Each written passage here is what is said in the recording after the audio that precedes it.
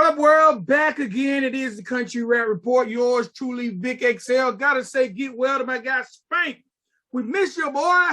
We miss you. Get well, get well, get well. All right, but we gotta definitely keep it going. All right, first and foremost, everybody, salute to all our first and last time listeners. Definitely appreciate you guys. You know, we're keeping the exclusive interviews to my guy Spank come back. I'm not gonna do no reviews to my guy Spank is back, but I'm gonna give y'all some dope interviews, I promise you, all right?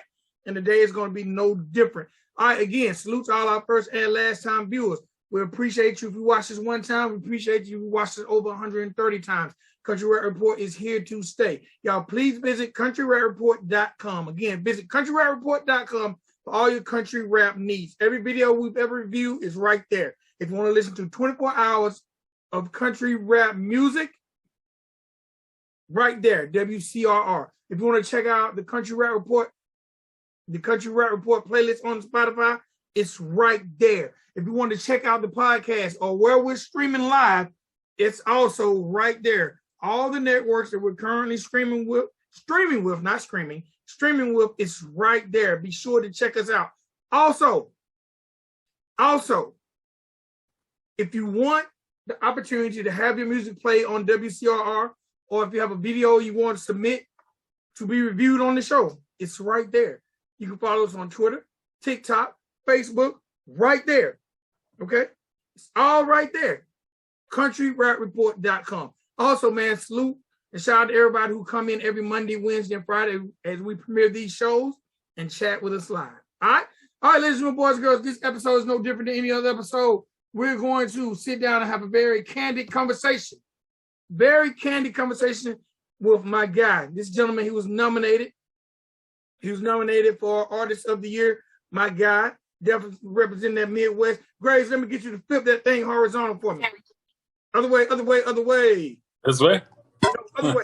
The whole thing. There you go. Yes, sir. All right, ladies and gentlemen, boys and girls, welcome to the Country Rap Report. My guy, Grace, what is doing? How's it going, man? What's going on, man? Doing all right. Bro, first of all, welcome to the show. Gotta say, get well, my guy Spank. Spank is definitely down for a moment, but he'll be back soon. I gotta say, Grace, since the last time I see you, you kind of look like Grizzly Adams. It's cold. It's cold here, man. It's cold. Well, golly, what you ain't got nothing here now, do you? Cookies, honey buns, or something? We got to prepare, man. Got to prepare for the winter. So I started about July.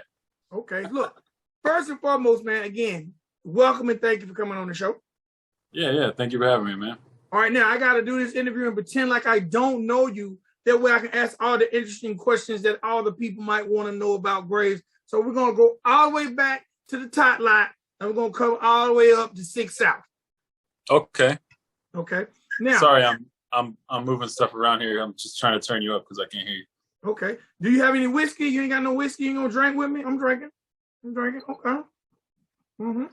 In the mason jar. Okay, you know it ain't a party unless you're drinking, and you ain't country unless you got a mason jar. You cannot consider yourself country if you've never drank out of a mason jar. Period. I think that's all my dad owns is mason jars. You don't have regular cups. Do you know what's dope about mason jars? And it's gonna be some people watching the show right now and be like, ugh. When you drink out your mason jar, but you taste the rim, and you can taste what you drank last week on the rim. I enjoy that feeling. Maybe I'm the only person in the world, but I like when I can taste what I drink before I drink. I'm like, oh, yeah, I had that last week. Okay. All right, man, look, let's get into it, man. First thing I want you to do is let all these wonderful people know where you're from. Where I'm from. I'm from a very small town in Indiana. Country ass town. Transplanted to Gary. And I'm just outside of Gary now. But if I told you the town, no one's gonna know what I'm talking about. Okay, now, being from Indiana, were you a Laird Bird fan? I wasn't, and I'm not really a sports fan. Okay. But yes, there was tons of Larry Bird fans. More people in my area liked Sean Kemp, the Rain Man. Right, because my town was only like 20 minutes from where he lived. Okay. So everyone was mainly a Sean Kemp fan. Mm-hmm. Okay, so look, being from a small town in Indiana, what got you into hip hop and the whole culture of hip hop? I want to say it was just you know, I was into skateboarding, so even we would go from far away to skate parks and stuff, and they would be playing all kinds of music. You know what I mean? Because we're in the city. But there's a couple of skateboarding video games at the time that had some really good hip hop music. Man, I'm gonna kick myself for not knowing the name of this. But there's some Gang Starr songs that I heard early on. Nas, you know, it's bigger than hip hop. That was in some skateboarding game, you know, and just, you know, hearing music like that through skateboard games and through going to skate parks was pretty much how I got introduced to hip hop. Okay. When did you realize that you want to be an artist? And what made you want to be an artist? Well, I've done music pretty much since I was old enough to play anything. But mostly it was like I learned old classic rock stuff on guitar because my dad was really into country and old rock stuff like you know, Leonard Skinner and stuff like that. But as far as hip hop goes, it was when I got into high school. There was one day where there was a huge crowd not in the lunchroom, but just outside the lunchroom and whatever you want to call that. There was a huge crowd and like people were laughing, clapping, cheering, all this stuff. I went up there to see what was going on, and there was people freestyling. And that was like, it was really cool to see people just show up and freestyle. And, you know, if you were good, then you were good. But if you were whack, you were whack. And that was kind of like, I don't know. I would go home and I would like write stuff, even though you're not supposed to. You know, I would go home and I would write stuff, and you know, and then I would, you know, freestyle, quote unquote, to the kids at school, and that kind of was like pushed me a little bit more into it. But still, being a white dude from a very small town, that was like probably around Eminem's peak stardom. You know what I mean? So it wasn't really like there was a whole lot of white dudes doing it. So I really didn't talk about it a lot outside of the lunchroom. All right, now, did you feel a lot of pressure being one of the few white guys, if not the only white guy in your town rapping? Yeah. Like I said, I didn't tell anyone for a good like 15 years. You know what I mean? What? Yeah. So I had a friend who I just met through like car culture and stuff like that. He had mentioned something before that he was making rap music, and it was cool. You know, the stuff he was doing was good. And then one time we were just like had a bonfire at my house and too much whiskey, and he started rapping, you know, and so I kind of got into it. And he was like, dude, you really need to like record what you're doing because it's dope. And yeah, so it took me many years outside of high school to even really open up to people about doing rap music, just because any person even that would hear about it would be like, oh, like Eminem. You know what I mean? It was never anything else. It wasn't like, damn, there's another white rapper, old school, who wears big, thick frame glasses. MC Search. Yes, Search. Yes. But so that's, it wasn't ever like, oh, like this other person. It was always, oh, you're trying to be like Eminem. And like, that wasn't it. So that kind of was a deterrent from telling anyone that I was, into making rap music, because it just was always that comparison, which is not bad. If it's in a good way, that's good. But it's people, it would be all like, oh, they would just brush it off, oh, like Eminem. Like, not really, but sure. And ironically, now I don't think it's so much now in 2022, but I can guarantee you every city that had a white rapper, no matter what that white rapper sounded like, everybody said like Eminem. Right. But it's better they say like Eminem than say like Vanilla Ice. Yeah, absolutely. No, that's I feel like a lot of people just forget that he existed. The problem, man, he made tons of money or whatever. That's cool, but I would very much not like to be compared to that. Okay. Now, When did you start to get that first studio experience? It was probably around 2013 or 14. That guy I was talking about, who I got introduced to through cars and stuff, he told me that he had a friend that was a producer from Georgia, was coming, and he was like, you should get in there and just try and bang out like 4 or 5 tracks. And I did, and it was all right. It was kind of, not familiar with studio, and I had to do 100 takes, and I was just tired of it, so it wasn't my best for sure, but it was a learning experience. Did you put them out? I did on SoundCloud for a little while, but I really didn't share it, which is probably I didn't share it to anyone. Like, me and a small group of people heard it, and like there's songs that I have now where I will rap fast, but all that stuff was just fast. It was all fast. It kind of really didn't fit the beats that well. The dudes, I could tell the dudes in the studio weren't really feeling it either.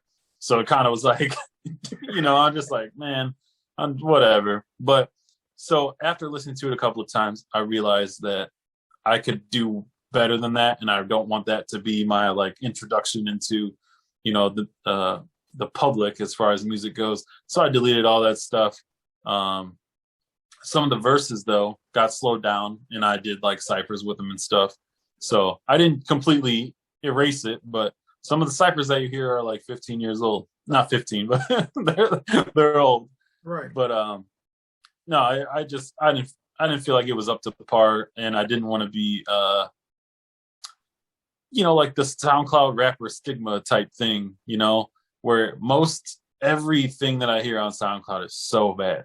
It's so bad. And it's like, props to SoundCloud, because now, like, I think everyone makes money off of SoundCloud. I'm not really sure how it works. I haven't been on it since like 2013 or so, but apparently now you make money off of it. And I'm sure SoundCloud is getting their change from terrible, terrible musicians.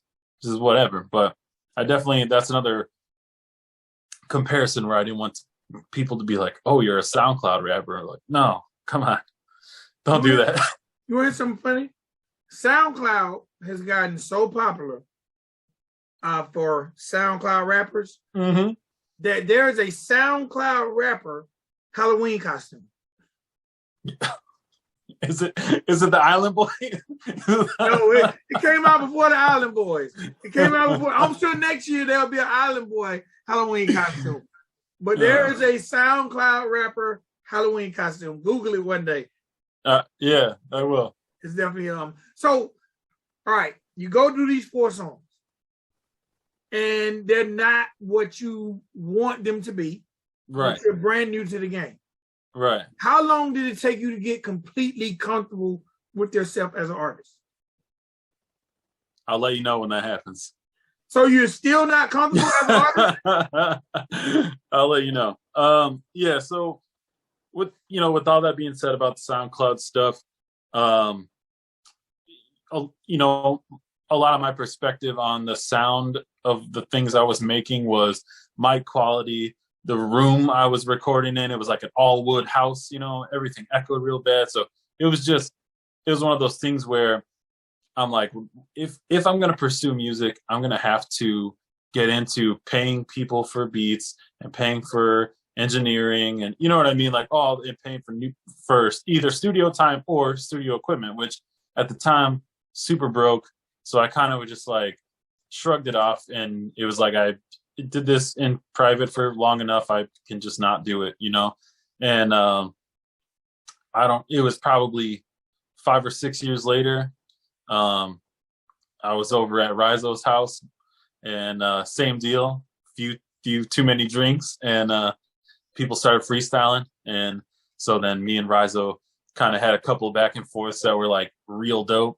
And it was one of those things where he kind of convinced me that we should make music together. And, he's like, he has a good ass job and stuff. So he went through and like bought pretty much all the studio equipment that he wanted to use and all this stuff. And we just started banging out songs, man. And, he, along the way, developed a pretty good ear for how, I sound and stuff like that. So he engineers all of my stuff and it comes out. I love it. And it seems like every track we do, even together or separately, like even his own music has gotten so much better, simply just because of his engineering skills are kind of getting honed in a little bit better. So I definitely owe it to him, man, because he convinced me to get back in it. I kind of wrote it off. It's definitely beneficial to have a rapper in your neighborhood. Well, yeah, and it was kind of by accident because we met through this weird, crazy happening, but yeah, he ended up moving he lit like I could shoot a gun and hit his fucking house. You know what I mean? He lives real close. But so he's right there, and then our buddy Jamie, he did the video for Foot in the Grave. He did a bunch of videos for Rizo, but he lives, just around the corner from him. So it's like we're all right here in this, small space. So it's cool, man. It's nice to be able to be that close. Well, now, what's the music scene like in your area? I don't know. What do you mean? I don't know. Like you really do shows? Yeah, but okay, but the shows that I've done are not like in my backyard. And I've even said in other interviews and stuff that I feel like I probably couldn't do a show in Gary. I don't know. I don't feel like I would do well if I did a show in Gary because I'm just too white. I don't know. I'm just too white. I don't feel like people in Gary would really be bumping my shit. Okay. Well, what I mean except for the G Dot song, maybe they'll like that because that song is all about Gary. Now, but what I mean by the music scene, and I'm talking about as far as the audience of people that like your music. Like I don't expect you to go do a show somewhere with a room full of trap rappers or people. Right. Well, that's what I mean. I feel like that's pretty much the fan base here is trap and drill and stuff like that, which I'm very far from. And I mean, that's cool. Those dudes are doing their thing and they're being successful and all that. So, even if I don't like the music, props on them for being successful. No, so you can see on like your Spotify and shit, what cities are like playing you the most. And almost every month it's a battle between Dallas, Atlanta, and Chicago. And Chicago's right here. I've done, a handful of shows in Chicago. It's been cool, but it's cool to see because Chicago's only, 20 minutes away that there's that much, I guess, of a following in Chicago. But as far as other artists and stuff local to me, I'm not really sure. I kind of am like in my own little bubble. Now, you said Atlanta? Yeah. That might be me. I'm some of those. All 300 people. It's just you with different phones. No, I'm just saying. So, some of those plays are me and my wife now. I'm telling you. No, I appreciate that. But do you look forward to like branching out and going to some of these places that are playing your music? Yeah, absolutely. Especially the Texas thing, man. Like I said, they've been like in the top 3 almost every single month. So it's kind of cool. My main thing is like trying to figure out how to reach those people. You know what I mean? Because I could have 1 million plays in Texas and then go somewhere in Dallas and play a show and have 3 people show up. You know what I mean? I don't know how to do that part of it yet. You know what I mean? To reach them would be a lot better. But I got asked to do a tour on the West Coast. So that may transpire. It would be pretty cool just to kind of network a little bit more with fans and stuff. Do you know who you'll be touring with if it happens? Yes. Can you not say? Well, I know one for sure. The other one is like not 100% confirmed, which I'm not 100% confirmed either. Okay. So, but it would be Chasing Revelry. They're like they're a rock band, but kind of like, I don't know, more like Southern style rock. I think they're from Kentucky. Wild the Coyote. So yeah, I think it'd be pretty cool, man. Their music, both artists are phenomenal. So that would be cool. All right. Now, and country rap. Let's talk country rap. Okay. Country rap has really exploded over the past 5 years.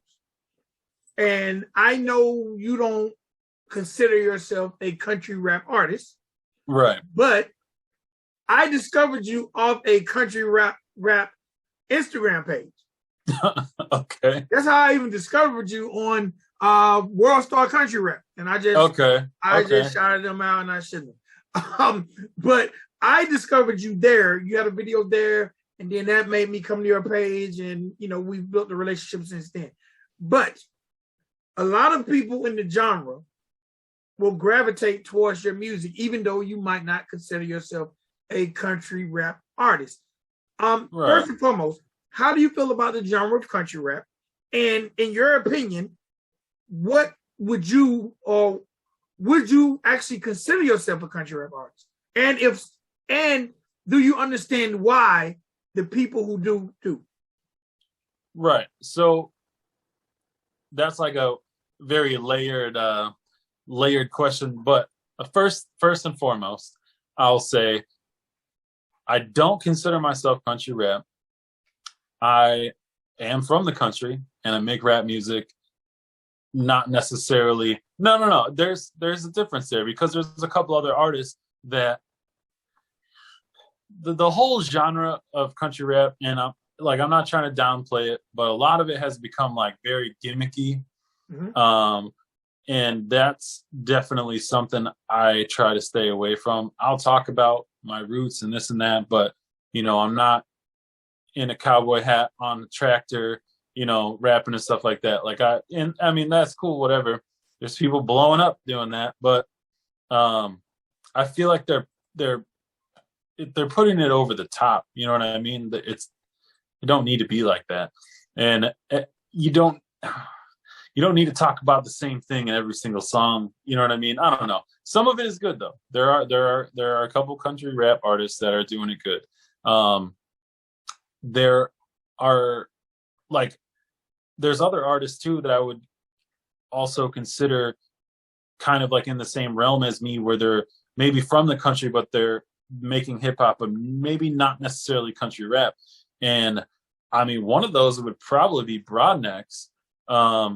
He's from Louisiana, super country, but the rap music that he makes is on a completely different level than people making quote unquote country rap. You know what I mean? I don't know if Broadnex even has like guitars or anything, and you know what I mean, in his beats. I've only heard most of these are hip hop beats. Right, exactly, and that's what I mean. He's from the South. He's embracing his heritage, and he can't get rid of that accent for nothing. That's a permanent thing. So you can hear that, in his cadence, but he doesn't have that nearly gimmicky type of country rap flow and style, which I appreciate that more in any artist, because there's some people that are just latching on to one tiny aspect of like being in the country or from the South or whatever, and then they're just making that everything. And so, I mean, like I said, people are quite successful doing that. However, I feel like there's better ways to kind of go about it. Jessie Boyles, I feel like her, I feel like she, and I told her, but I feel like she raps almost better than any other person that's considered country rap. And go on, what? No, Jessie Boyles is the truth. Right. And she's early in the game. Mm-hmm. Mm-hmm. And she dips tobacco. Yeah. Well, and that, I mean, but it's not gimmicky to me. You know what I mean? Like, I believe that she is about what she says. I believe it. For whatever reason, I believe it. And there's other female artists that have been in the country rap genre, whatever, that it's almost just not believable to me. But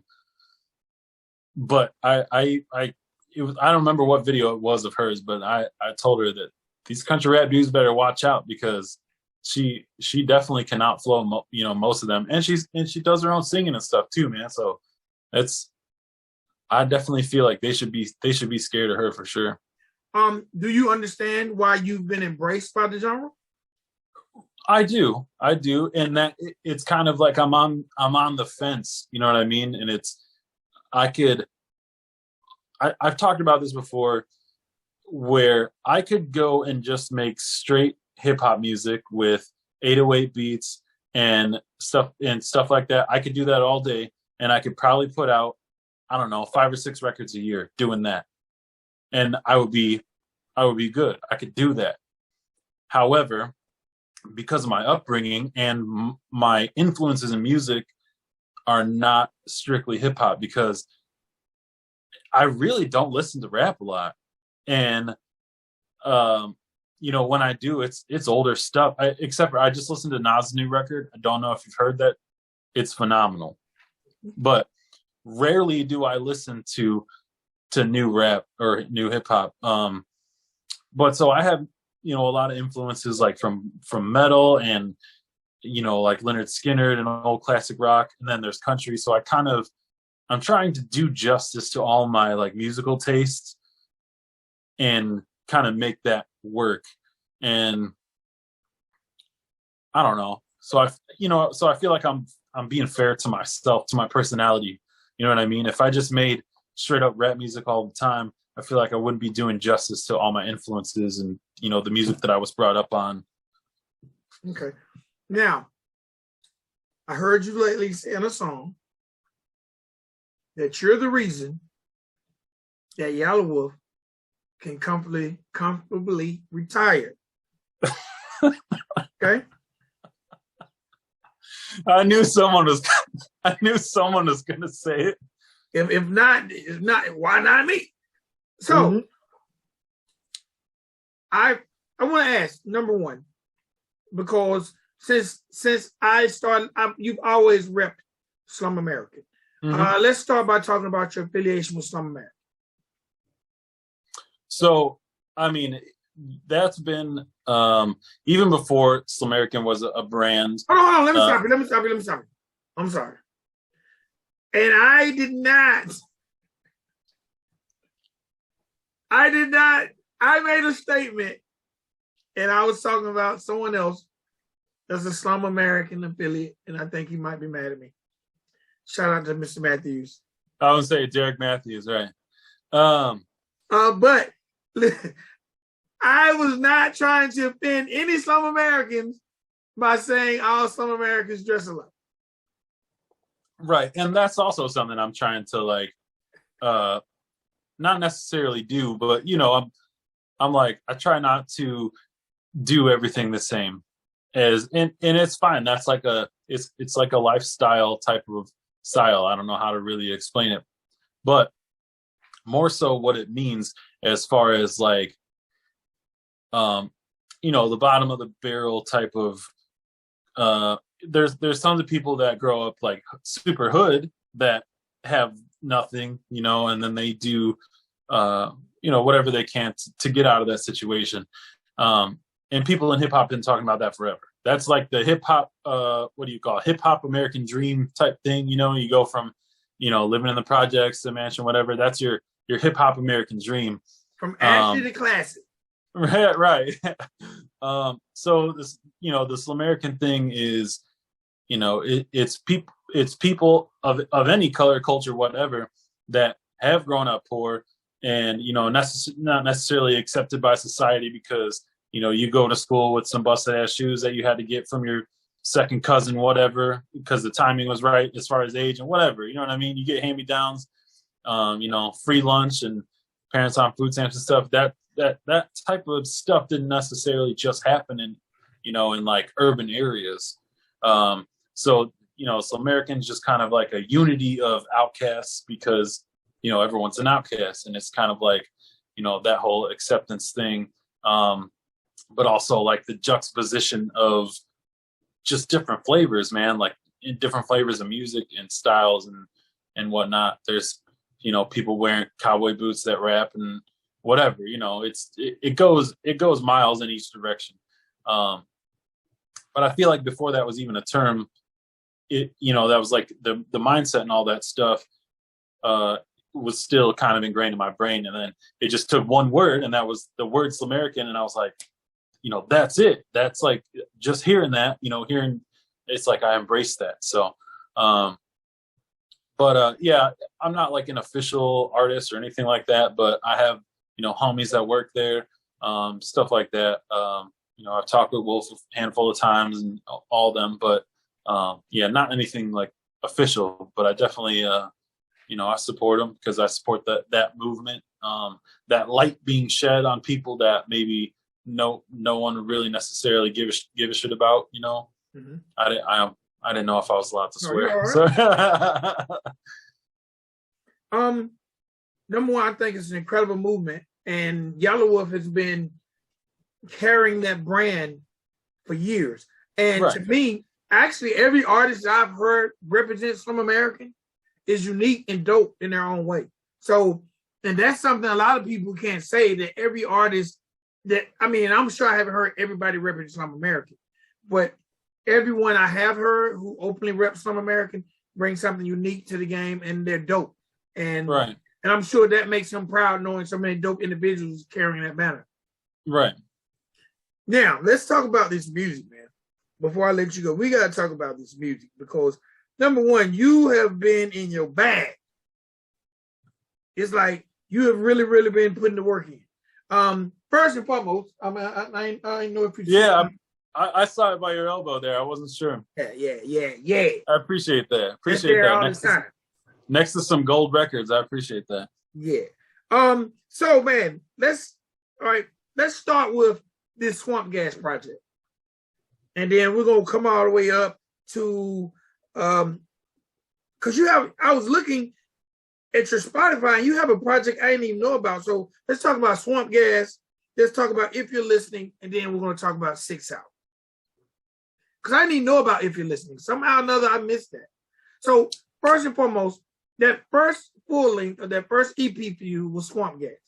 Talk about the first one. The first one is If You're Listening. Okay. Did you drop them? They're listed crazy.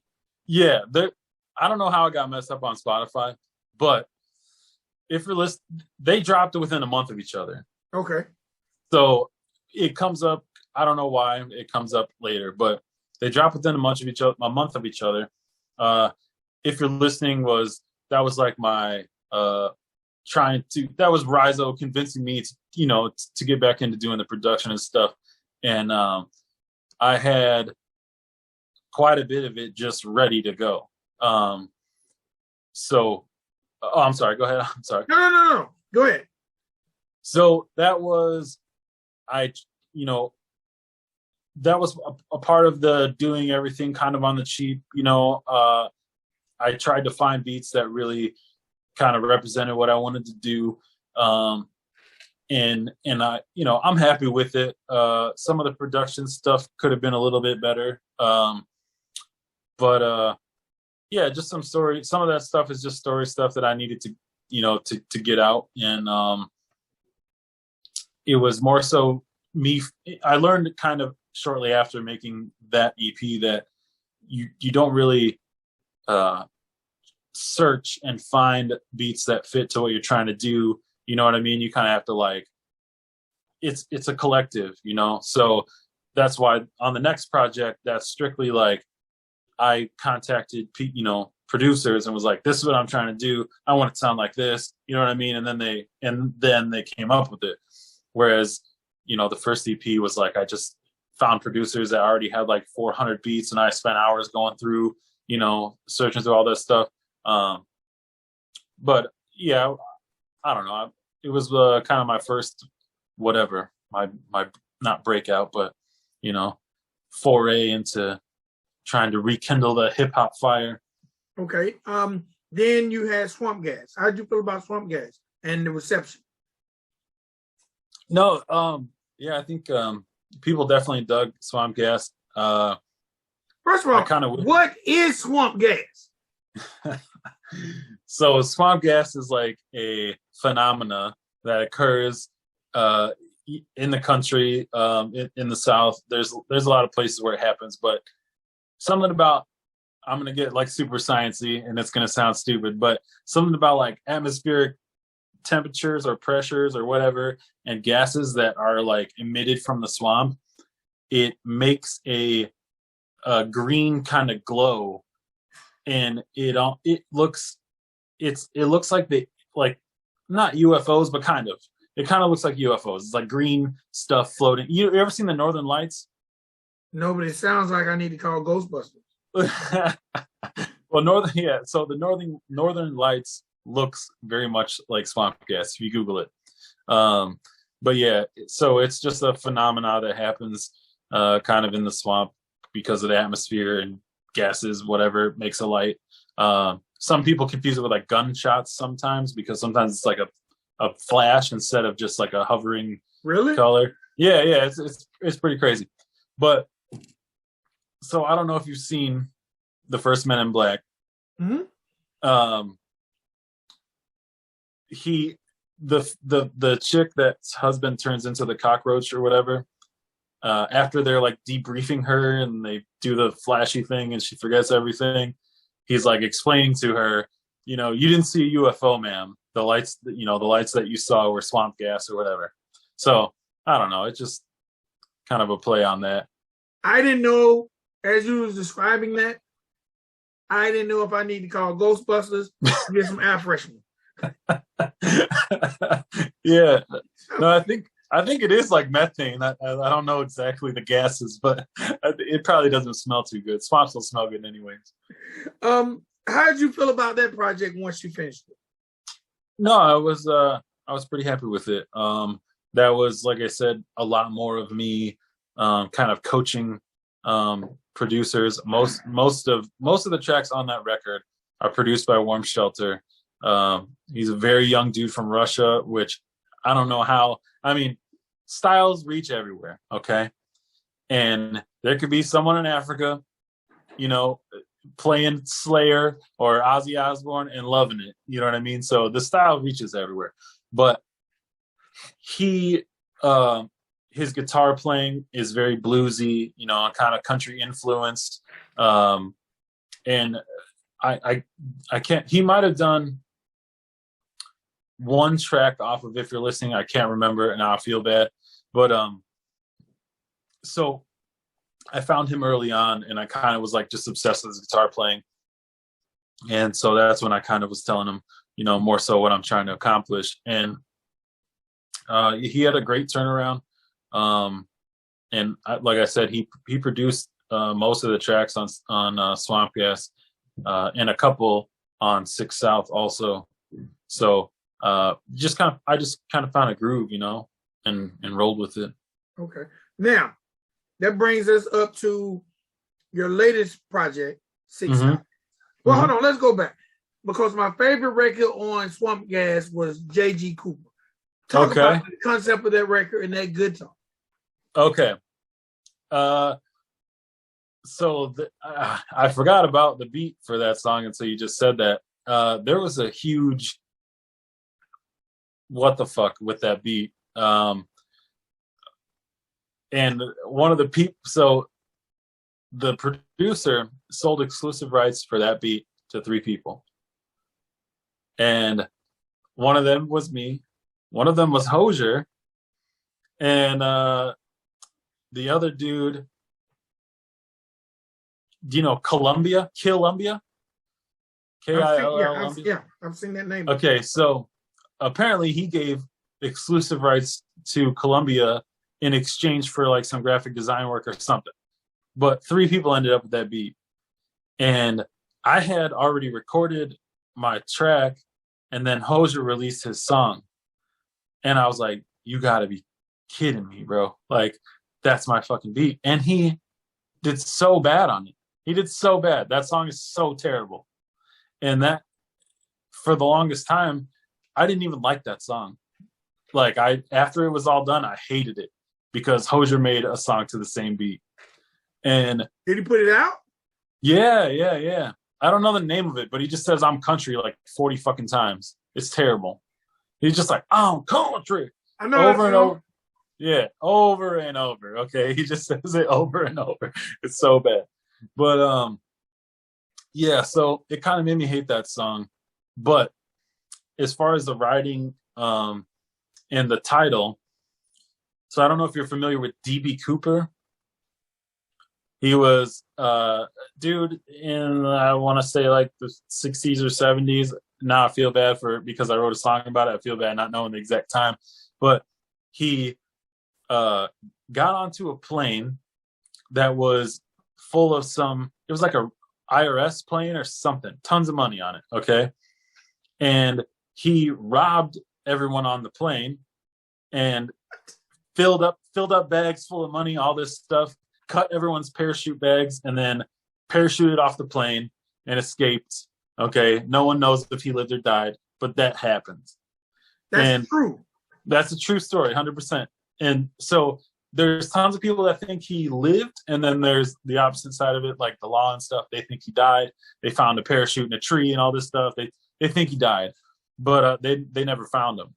And there's even movies about people looking for DB Cooper's like stash, like that he had it hidden somewhere. There's movies about people looking for it. So that kind of story, that's why the DB Cooper part, well, JG is like Johnny Graves, JG Cooper. So kind of just a play on that. But the premise of the story is less about getting away with robbing a bank, getting away with robbing a plane, but more so, me and Rizo run around robbing banks all through the country. Kind of like a narrative, I guess you could say. Okay. All right, now let's talk about your current full length, which was 6 South. Mm-hmm. First of all, where is 6 South, or what is 6 South? Why that name? And let's talk about your progression with this project. All right, so 6 South is a term for being buried. They dig graves 6 feet. So you're technically 6 South when you're buried, but also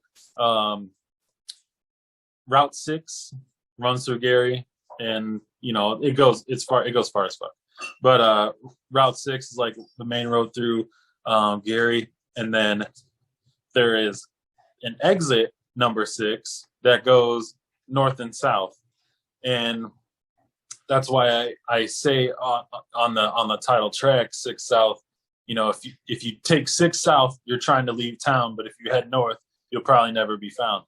And there's some truth to that. If you take exit 6 and you're headed north, you better be strapped. Did you feel once you dropped this project, or as you recorded this project, did you feel like you were coming more into your own as an MC? Yeah, I definitely felt more comfortable.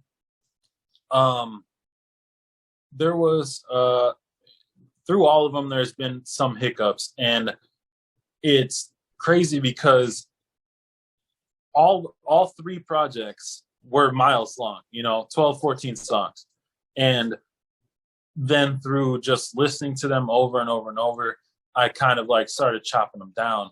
And it was to the point where those songs that I chopped out, they didn't even get put onto another project. They just got deleted. You know what I mean? It was like, you delete your music? Yeah. Even from my phone, even because I write everything, I got it, but yeah, I even would just delete them out of my phone because so that one good thing about my friend group, which is Rizo and Jamie, we definitely don't hesitate to like check each other. So if one of us makes something that's whack, we're gonna tell them. You know what I mean? Like, look, I don't really feel like this fits you. It kind of is a little whack, or you know what I mean? So we're definitely real honest about that type of shit, so that so I don't have to pretend to like any of my homies' music. You know what I mean? It's like all the stuff that Rizzo puts out, I genuinely love it because, and I have some, somewhat a hand in that because we bounce ideas off each other, we bounce songs off each other, and then they're like, dude, I think that's whack, or I don't think that's gonna work. Then we just scrap it.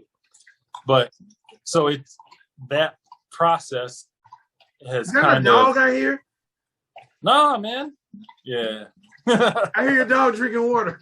I shouldn't be able to hear that, but I have dogs. I'm sorry. Oh man, that's funny. I'm about to throw this cup at her. It makes me want some water. So it's kind of not frustrating, but it sucks a little bit because especially if I have my heart set on dates as far as when a record is supposed to come out, like if you were paying attention to it, Foot in the Grave came out in March and then the record released in July. So between March and July was a lot of chopping things off the record, redoing things, making complete new songs because I was like, I need to do this or whatever. So that process, it's taxing, man. It's taxing, and it's really kind of like test your patience. I'm going through it even worse with the new record that I've been working on, and it's like it's to the point where I'm just kind of like I don't even want to do it anymore because I'm dealing with so much bullshit. Are you a perfectionist? I am, but I could say that, and then there's some stuff that I just let slide because I'm like, it's whatever. Like I get tired of messing with them. There's a track on 6 South where just some shady stuff happened with one of the beats, and it was to the point where I just wasn't really feeling that song. And then people will hear it and they're like, this is my favorite song off the record. And I'm like, damn, I fucking hate that song. And I feel like I shouldn't hate my own music because I was the same with J.G. Cooper, but that was because the circumstances leading up to that song being made was just a debacle. And, same thing happened with one of the tracks on 6 South. But I feel like the message and the story to that song was very important. So I just let it go. You know what I mean? All right. Well, you just recently released Body Bag. Mm-hmm. I don't know, Body Bag kind of, you better be careful, man. You talk about the devil, he might come do. You said the devil worship you. That's yeah. I mean, that I really am not. So for the most part, I'm really not cocky in most of my. You got to throw a few in every now and then. You know what I'm saying? Well, I ain't mad at it. I'm just when I heard it, I was like, I'm not scared of anything spiritual. As much as I listen to and appreciate metal music, I'm not like I don't worship Satan or anything like that. Sometimes, when you say things like that, it makes people pay attention. It's not. I could have easily said I worship the devil in any song, even though I don't. But I could have said that. You know what I mean? But I took it a little further and just kind of put it like the devil worships me because I'm better than that motherfucker.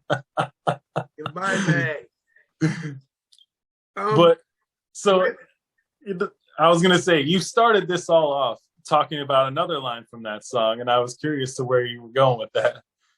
No, because I definitely want because that's the most current release, and I definitely want to conclude with that record. Because this is the thing with me, and even going back listening to your older music and to now, and I've said this to you off cam and text, like I see the progression, I see the growth as an artist, even in the past 18 months. Like I feel like you're hitting your groove, and that's all it's been. Huh? That's all it's been. Well, I definitely feel like you're hitting your groove, and which is making, and the fact that you're a perfectionist isn't a bad thing. You just shouldn't delete your stuff. Yeah. Because just like you just said, some of the stuff that you hate of your own might be some of the things other people love. So maybe you shouldn't be so hard on yourself because you might be deleting gems. Yeah. The question I do want to ask, because you and Rizzo have a dope chemistry. When you guys might say, "Hey, I don't like that," or this, is that a sober conversation or a drunk conversation? No, it's usually sober. That we kind of have like, well, it depends on when you catch me, because most of the time I'm not really on the sober side of things, but but no, it's genuine stuff. Like there's been some tracks that both of us have created that almost sound too poppy, like too pop sounding.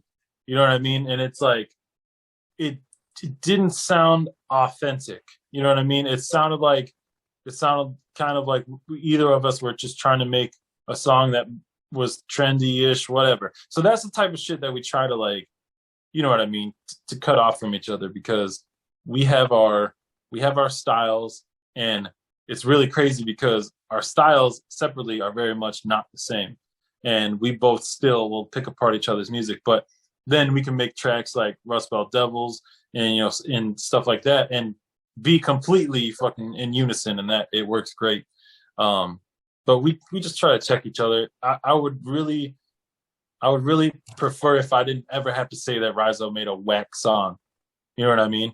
And I would prefer the same about myself. I would prefer that he doesn't ever have to say, "Oh, that song that he did was whack." You know, like that type of, I guess, mutual appreciation. I don't know, looking out for each other. All right, my last two questions.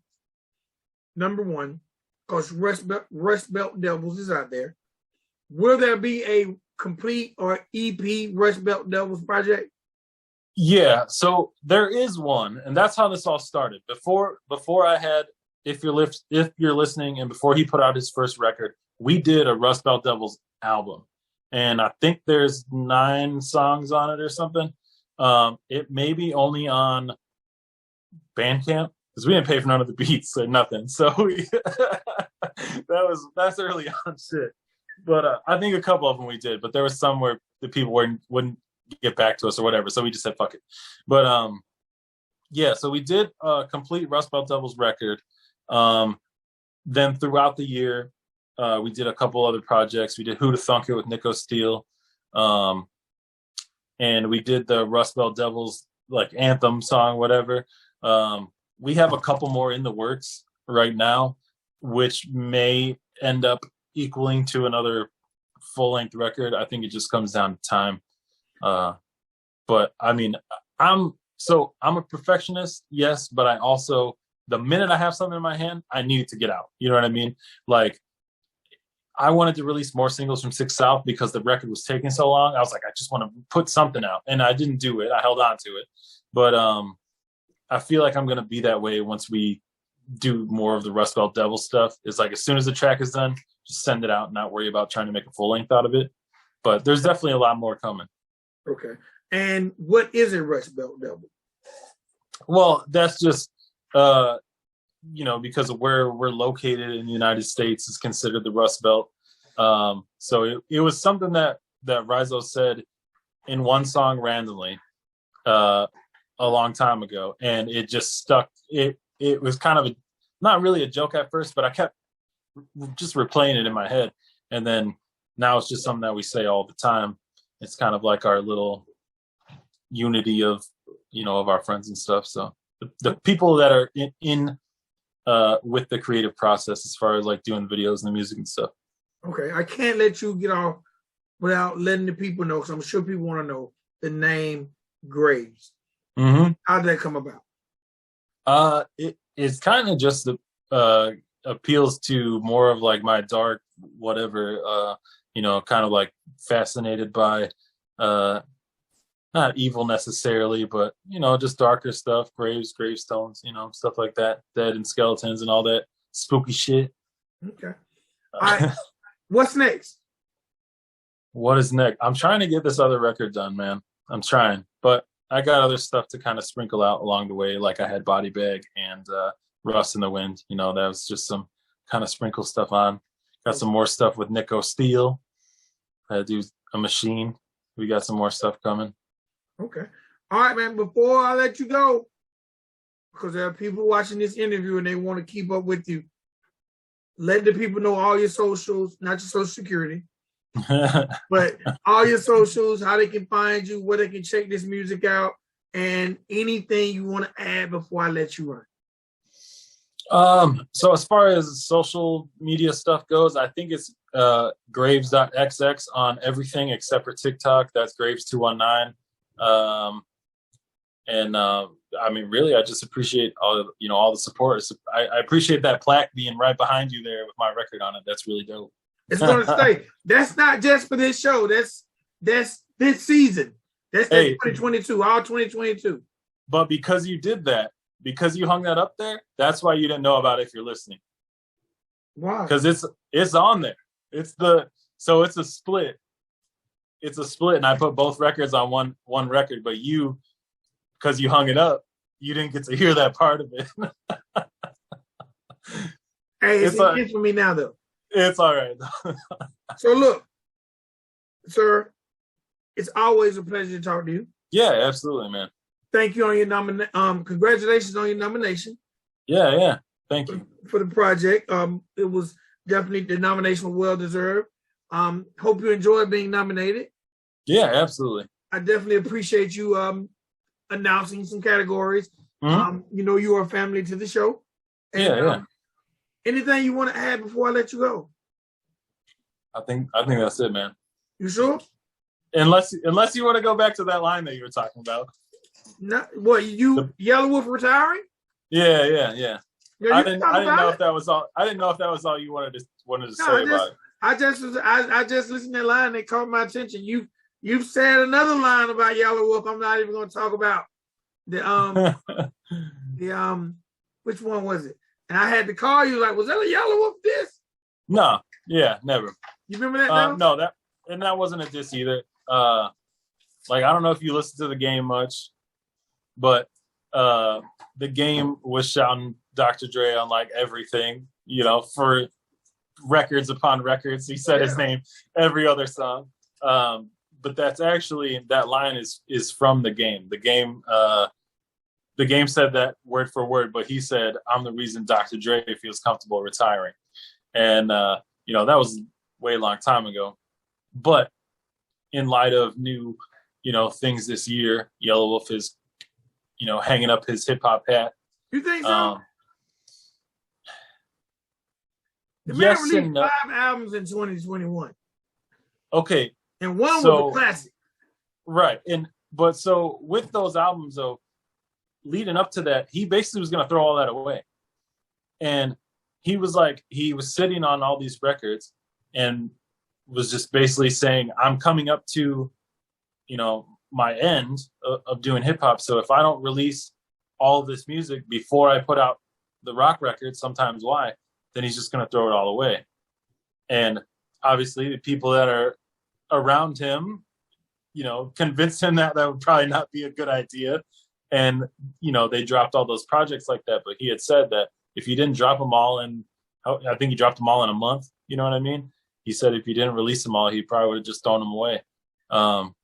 And there's some real gems in there. So I mean, it's good that it didn't happen like that. But I get outgrowing things. You know what I mean? Because there is a point. Who says it? Andre 3000 maybe talking about being too old to still rap. Was it him? I don't think there's such a thing. So I debunk that. Period. I think it's a God-given talent. Right. That's just my personal opinion. I think it's a God-given talent. And to me, if you have the talent and those rhymes still come to your head, spit them. Right. No, absolutely. And he probably will do the same thing. One thing I know that probably hurt a lot of artists was the COVID thing, not being able to allow people to tour. Yeah. And it's most of the time artists of all genres, rock, whatever, they'll release a record and then they'll tour for damn near a year. You know what I mean? Off of that record. And then they'll go back in the studio and start that process all over again. And So that's another reason why I feel like we got so many records from different artists, was because they weren't allowed to tour. So it was like all that, you know, it's just accumulated. Okay. But I have a feeling, because he did a few shows off of, you know, his latest record, Mudmouth, but, you know, he really didn't tour off of the records that he did. So it's got to be coming, you know what I mean? Maybe he's not going to be recording much rap music anymore, but I'm sure, you know, he's not going to go play a show somewhere and do his full rock album and not do Pop the Trunk. Yeah. You know, you're not going to do it, you know? That intro record, just the intro, to me, was my song of the year for 2021. Oh, yeah. Yeah, it's good, dude. It's good. Come on, man. You can't be that dope and retire. All right, Graves. Hey, man, my cup is empty. Yeah, mine too. Your cup is empty. I think we've covered everything. Yeah. Again, sir, it's been a pleasure. Absolutely, always. And we'll talk later. Absolutely. Have a good night. All right. Take care. Ladies and gentlemen, boys and girls, that is my partner, my guy, Graves. Let me get him out of here real quick. And boom. All right, that's my guy, Graves. Please make sure y'all check out all Graves projects on all streaming platforms. Please definitely go check him out. Check him out. And let him know Country Rap Report sent you. Make sure you follow him on all his socials. All right, man, we're about to get up out of here. Again, another episode in the can. Get word of my guy Spank. We are the Country Rap Report. Please visit countryrapreport.com for all your Country Rap Report needs. And remember, we're on a quest to 1 million subscribers, and we'll be giving you guys a free concert. All right, so hit that subscribe button, hit the notification button, that way you know when we drop. All right, it's your boy VicXL on behalf of my guy Spank. We are the Country Rap Report, and we'll see you guys next episode. Peace.